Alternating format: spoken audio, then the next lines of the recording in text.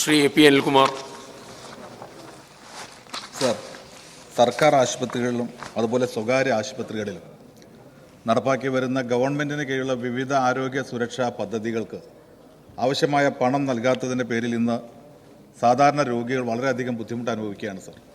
Sir, അങ്ങേക്കറിയാം, ഏറ്റവും കൂടുതൽ സാമ്പത്തിക ബുദ്ധിമുട്ട് അനുഭവിക്കുന്ന ഒരു കാലഘട്ടമാണ്. വിലക്കയറ്റം അതിരൂക്ഷവുമാണ്. അങ്ങനെയുള്ളൊരു സാഹചര്യത്തിൽ സാധാരണക്കാരന് രോഗം വന്നു കഴിഞ്ഞാൽ ആശ്രയിക്കാനുള്ളത് നമ്മുടെ ഗവൺമെൻറ് ഹോസ്പിറ്റലുകളാണ്. അവിടെ അവർക്ക് ലഭിക്കുന്ന സുരക്ഷാ പദ്ധതികളിലൂടെയാണ് അവർ ചികിത്സ നടത്തി മുന്നോട്ട് പോകുന്നത്. യഥാർത്ഥത്തിൽ അത്തരത്തിലുള്ള ഏതാണ്ട് 14ഓളം കാരുണ്യ ആരോഗ്യ സുരക്ഷാ പദ്ധതി മുതൽ കാസ്പ് വരെയുള്ള 14ഓളം സ്കീമുകൾ നമുക്കുണ്ട്. ആ സ്കീമുകൾ ഭൂരിഭാഗവും ഇന്ന് ഗവൺമെൻറ് കുടിശ്ശിക കൊടുക്കാനുള്ളത് കൊണ്ട് തന്നെ പല പദ്ധതികളും ഇന്ന് പൂർണ്ണമായി നിശ്ചലമായ സാഹചര്യമാണ്. സർ, ആവാസ് സ്കീം, താലോലം, ശ്രുതി തരംഗം തുടങ്ങിയ സ്കീമുകൾ പൂർണ്ണമായി നിലച്ചിരിക്കുകയാണ്. ബഹുമാനപ്പെട്ട മന്ത്രി ഇന്ന് റൂൾ 50ക്ക് മറുപടി പറഞ്ഞപ്പോൾ സൂചിപ്പിച്ചു NHMൻ്റെ 637 കോടി രൂപ ലഭിക്കാനുണ്ട് എന്ന്. സർ, അങ്ങ് ഇക്കഴിഞ്ഞ 28-ാം തീയതി നൽകിയ മറുപടിയിൽ അത് വ്യക്തമായി പറഞ്ഞിട്ടുണ്ട്. പക്ഷേ അതേ മറുപടിയിൽ തന്നെ കാരുണ്യ പദ്ധതിക്ക് 1555 കോടി കൊടുക്കുവാനുണ്ട് എന്നാണ് അങ്ങ് പറഞ്ഞിട്ടുള്ളത്. അതുപോലെ തന്നെ മറുപടിയിൽ വ്യക്തമായി തന്നെ മറ്റ് സ്കീമുകളെക്കുറിച്ചൊക്കെ സംസ്ഥാന ഗവൺമെൻറ് കൊടുക്കേണ്ട കുടിശ്ശികയെക്കുറിച്ച് പറഞ്ഞിട്ടുണ്ട്. അപ്പോൾ വലിയ കുടിശ്ശിക നിൽക്കുന്നതുകൊണ്ട് തന്നെ പല ആശുപത്രികളും, പ്രത്യേകിച്ച് അംഗീകാരം മെഡിസാപ്പ് ജീവനക്കാരുടെയും പെൻഷൻകാരുടെയും ഒരു ആശ്രയമാണ്. യഥാർത്ഥത്തിൽ എന്താ സാർ ഇന്ന് മെഡിസാപ്പിൻ്റെ സ്ഥിതി? നമ്മൾ സ്വകാര്യ ഹോസ്പിറ്റലിൽ ചെന്ന് കഴിഞ്ഞാൽ അത്തരം കാര്യങ്ങൾക്ക് ഇന്ന് പണം ലഭിച്ചില്ല എന്നുള്ള പേരിൽ ഇന്ന് പലപ്പോഴും അത്തരം ഡിപ്പാർട്ട്മെൻറ്റുകൾ ഇത്തരത്തിലുള്ള രോഗികളെ അതുമായി ബന്ധപ്പെട്ട സ്കീമിലില്ല എന്ന് പറഞ്ഞ് അവർക്ക് മറ്റു ഹോസ്പിറ്റലിൽ പോയി ചികിത്സ നടത്തേണ്ട സാഹചര്യമാണ്. അങ്ങനെ പല കാര്യങ്ങളിലും ഇന്ന് രോഗികൾ എല്ലാ രീതിയിലും ഇന്ന് ബുദ്ധിമുട്ട് അനുഭവിക്കുമ്പോൾ അവർക്ക് പരമാവധി ചികിത്സ നൽകുവാൻ ആവശ്യമായ പണം ഇത്തരം സ്കീമുകൾക്ക് നൽകിക്കൊണ്ട് സൗജന്യ ചികിത്സ ഉറപ്പുവരുത്തുവാൻ സംസ്ഥാന ഗവൺമെൻറ് ആരോഗ്യ വകുപ്പ് പ്രത്യേക താല്പര്യമെടുക്കണം എന്നാണ് സർ എനിക്ക് സബ്മിഷനിലൂടെ അഭ്യർത്ഥിക്കാനുള്ളത്.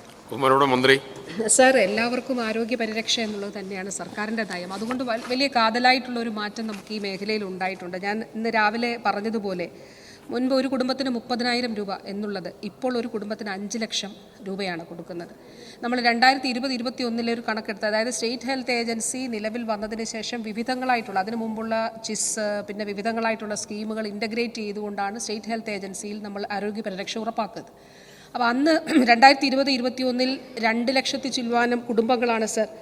അതിൽ 2,62,571 ഗുണഭോക്താക്കളാണ് ചികിത്സ തേടിയതെങ്കിൽ സർ, ഇന്ന് 6,39,955 ഗുണഭോക്താക്കളാണ് 2023-24 കാലയളവിലുള്ളത്.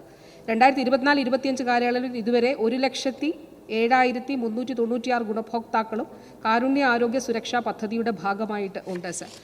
അതുകൊണ്ടാണ് ഈ കഴിഞ്ഞ തുടർച്ചയായി 3 വർഷങ്ങൾ നമ്മൾ 1,600 കോടി രൂപയ്ക്ക് അടുത്താണ് ഒരു വർഷം സംസ്ഥാന സർക്കാർ ചെലവഴിക്കുന്നത്.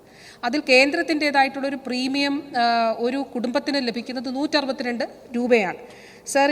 അതുകൂടാതെ സംസ്ഥാനത്ത് 3 ലക്ഷം രൂപയിൽ താഴെ വാർഷിക കുടുംബ വരുമാനമുള്ള കുടുംബങ്ങൾക്ക് കാരുണ്യ ആരോഗ്യ സുരക്ഷാ പദ്ധതിയിൽ അംഗങ്ങളല്ലാത്ത കുടുംബങ്ങൾക്ക് നൽകി വരുന്ന ആരോഗ്യ ആനുകൂല്യ പദ്ധതിയാണ് Karunya benevolent fund KBF sir.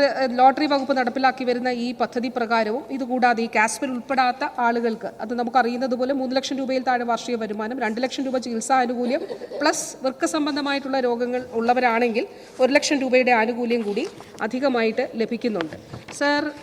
ഇതിൽ 18 വയസ്സിൽ താഴെ പ്രായമുള്ള കുട്ടികളുടെ സമഗ്ര ആരോഗ്യ സംരക്ഷണത്തിനുള്ള സേവനങ്ങൾ ഒരു കുടക്കീഴിൽ ഉറപ്പുവരുത്തുന്ന പദ്ധതിയാണ് ആരോഗ്യ കിരണം.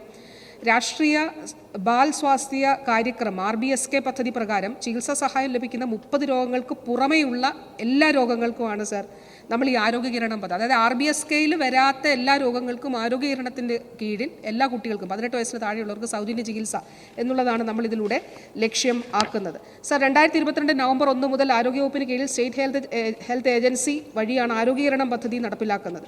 APL BPL വ്യത്യാസമില്ലാതെയാണ് പരിഗണന. ഉയർന്ന ചികിത്സാ ചെലവ് നേരിടുന്ന കരൾ, വൃക്ക, മജ്ജ എന്നിവയുടെ മാറ്റിവെക്കൽ ഉൾപ്പെടെയുള്ളവയുടെ ചികിത്സാ പദ്ധതിയുടെ സാങ്കേതിക സമിതിയുടെ അംഗീകാരത്തോടെ നമ്മൾ ടെക്നിക്കൽ കമ്മിറ്റി രൂപീകരിച്ചു. ഉദാഹരണത്തിന് മജ്ജ മാറ്റിവെക്കൽ ശസ്ത്രക്രിയ, സ്വകാര്യ മേഖലയിൽ 20-25 ലക്ഷം രൂപ ചിലവ് വരും. നമ്മൾ MCCയിൽ ഇപ്പോൾ നടത്തുന്നുണ്ട് സാർ. അതൊരു 5 ലക്ഷം രൂപ മാത്രമേ ചിലവാകുള്ളൂ. അപ്പോൾ ഈ ടെക്നിക്കൽ കമ്മിറ്റി നോക്കും നമുക്ക് ഗവൺമെൻറ് ഫെസിലിറ്റിയിൽ ചെയ്യാൻ കഴിയുമോ, ചെയ്യുമെങ്കിൽ അവിടെ തന്നെ 200ഓളം ശസ്ത്രക്രിയ വിജയകരമായിട്ട് മലബാർ ക്യാൻസർ സെൻ്ററിൽ നമ്മളിപ്പോൾ ആരംഭിച്ച് നടത്തിയിട്ടുണ്ട് സാർ. അപ്പോൾ അത് ആ രീതിയിൽ മുന്നോട്ട് പോകുന്നുണ്ട്. നാളിതുവരെ പദ്ധതിക്കായി 38,577 ഗുണഭോക്താക്കൾക്ക് സൗജന്യ ചികിത്സ നൽകി. ആയതുവഴി ചിലവിനത്തിൽ 32 കോടി രൂപയുടെ സേവനങ്ങൾ സ്റ്റേറ്റ് ഹെൽത്ത് ഏജൻസി വഴി ഗുണഭോക്താക്കൾക്കായി നൽകിയിട്ടുണ്ട്. സാർ, ഇതുകൂടാതെ ഗുരുതരമായ ശ്രവണ വൈകല്യമുള്ള കുഞ്ഞുങ്ങൾക്ക് സൗജന്യ കോക്ലിയർ ഇംപ്ലാന്റേഷൻ ശസ്ത്രക്രിയ, അനുബന്ധ സേവനങ്ങളായ ഓഡിറ്ററി വെർബൽ തെറാപ്പി, ഉപകരണങ്ങളുടെ അറ്റകുറ്റപ്പണികൾ, പ്രോസസ് അപ്ഗ്രഡേഷൻ തുടങ്ങിയവ സൗജന്യമായി ഉറപ്പാക്കുന്ന ലക്ഷ്യത്തോടെയാണ് ശ്രുതി തരംഗം ആരംഭിച്ചത്. ബഹുമാന്യനായ അംഗം ഇവിടെ പറഞ്ഞു അതിൽ ഒന്നുപോലും നടക്കുന്നില്ല എന്നുള്ളത്. അദ്ദേഹം അത് വസ്തുതാവിരുദ്ധമാണ്. സ്റ്റേറ്റ് ഹെൽത്ത് ഏജൻസി പദ്ധതി നിർവഹണം ഏറ്റെടുക്കുന്ന സമയത്ത് കഴിഞ്ഞ വർഷമാണ് സാർ ഏറ്റെടുത്തത്. 52 അപേക്ഷകൾ സർജറി വിഭാഗത്തിലും 495 അപേക്ഷകൾ ഉപകരണങ്ങളുടെ അറ്റകുറ്റപ്പണി വിഭാഗത്തിലും ഒരു അപേക്ഷ പ്രോസസർ അപ്ഗ്രഡേഷൻ വിഭാഗത്തിലും തീർപ്പ് കൽപ്പിക്കേണ്ട അപേക്ഷകൾ കേരള സോഷ്യൽ സെക്യൂരിറ്റി മിഷനിൽ നിന്നും കൈമാറി SHAക്ക് ലഭിച്ചിരുന്നു. ഇതിലെല്ലാ അപേക്ഷകളിലും തീർപ്പ് കൽപ്പിക്കുകയും അംഗീകാരം ലഭിച്ചതിൽ സേവനങ്ങൾ ഗുണഭോക്താക്കൾക്ക് ലഭ്യമാകുകയും ചെയ്തിട്ടുണ്ട്. സാർ, അതിൻ്റെ ഒരു കണക്ക് നട്ഷെല്ലായി ഞാൻ പറയാം. അംഗീകാരം നൽകിയ അപേക്ഷകൾ 1004 അപേക്ഷകൾക്ക് സ്റ്റേറ്റ് ഹെൽത്ത് ഏജൻസി അംഗീകാരം നൽകിയിട്ടുണ്ട്. അതിൽ പ്രവർത്തനം പൂർത്തീകരിച്ച അപേക്ഷ 639. ഈ ഒരു ഏതാനും 10-15 ദിവസങ്ങൾക്കുള്ളിൽ അപേക്ഷകൾ ലഭിച്ച അതിൽ ബാക്കിയുള്ള 365-ലും ഇപ്പോൾ അതിൽ പ്രോസസ്സ് നടന്നുകൊണ്ടിരിക്കുകയാണ് സാർ. അതായത് ഒന്നുകിൽ സർജറി നടക്കുന്നു, അപ്ഗ്രഡേഷൻ നടക്കുന്നു, അല്ലെങ്കിൽ മെയിൻ്റനൻസ് നടക്കുന്നുണ്ട് സാർ. അതുപോലെ ഹൃദയം 6161 കുഞ്ഞുങ്ങൾക്കാണ് ശസ്ത്രക്രിയകളും ഇൻ്റർവെൻഷനും നടത്തിയിട്ടുള്ളത്. അതുകൂടാതെ സാർ, ഈ കാരുണ്യ ആരോഗ്യ സുരക്ഷാ പദ്ധതിക്ക് കീഴിൽ എംപാനൽ ചെയ്ത ആശുപത്രികൾ എന്ന നിലയിൽ തുടർന്നും ഗുണഭോക്താക്കൾക്ക് സൗജന്യ ചികിത്സ ലഭ്യമാക്കണമെന്ന് ആരോഗ്യവകുപ്പ് സെക്രട്ടറി പ്രൈവറ്റ് ഹോസ്പിറ്റൽ അസോസിയേഷനുമായി നടത്തിയ യോഗത്തിൽ ഈ ഒരു ആവശ്യം മുന്നോട്ട് വെച്ചിരുന്നു. 60-40 എന്നുള്ള നിലയിലാണ് സാർ കൊടുക്കുന്നത്. നമുക്കിപ്പോൾ 100 കോടി രൂപ ഇപ്പോൾ കഴിഞ്ഞ ആഴ്ച അനുവദിച്ചു ധനവകുപ്പ്. 60 കോടി സർക്കാർ സ്ഥാപനങ്ങൾക്ക് എടുക്കും, 40 കോടി സ്വകാര്യ സ്ഥാപനങ്ങൾക്ക്. പ്രയോറിറ്റി ആദ്യം ആരാണ് ബില്ല് തരുന്നത് അവർക്ക് മുൻഗണന നൽകുകയാണ് സാർ ചെയ്യുന്നത്. അപ്പോൾ ഇപ്പോൾ ഈ വർഷം ഞാൻ രാവിലെ പറഞ്ഞതുപോലെ 444 കോടി രൂപ നമുക്ക് ലഭിച്ചിട്ടുണ്ട്. ബാക്കിയുള്ളത് കൂടി തീർച്ചയായിട്ടും അത് ലഭ്യമാക്കുന്നതിന് വേണ്ടിയിട്ടുള്ള പരിശ്രമത്തിലാണ്. പിന്നെ നമ്മുടെ മെഡിസെപ്പുമായി ബന്ധപ്പെട്ട കാര്യങ്ങൾ ധനവകുപ്പ് പൂർണ്ണമായി ചെയ്യുന്നതാണ്. അത് തീർച്ചയായിട്ടും ബഹുമാനപ്പെട്ട ധനകാര്യ വകുപ്പ് മന്ത്രിയുടെ ശ്രദ്ധയിലും അത് പെടുത്താം. സാർ, കേന്ദ്രവിഹിതം ലഭ്യമാകാത്ത സാഹചര്യത്തിലും നമ്മുടെ ഒരു നയത്തെ മുൻനിർത്തി പരമാവധി സൗജന്യ ചികിത്സ എന്നുള്ള ലക്ഷ്യത്തോടെ നമ്മൾ മുന്നോട്ട് പോവുകയാണ്. അതിനിടയിൽ സർക്കാരിനുണ്ടാകുന്ന സാമ്പത്തിക പ്രയാസങ്ങൾ പരമാവധി സിസ്റ്റത്തിൽ പ്രതിഫലിക്കാതിരിക്കുന്നതിന് വേണ്ടിയിട്ടാണ് നോക്കുന്നത്.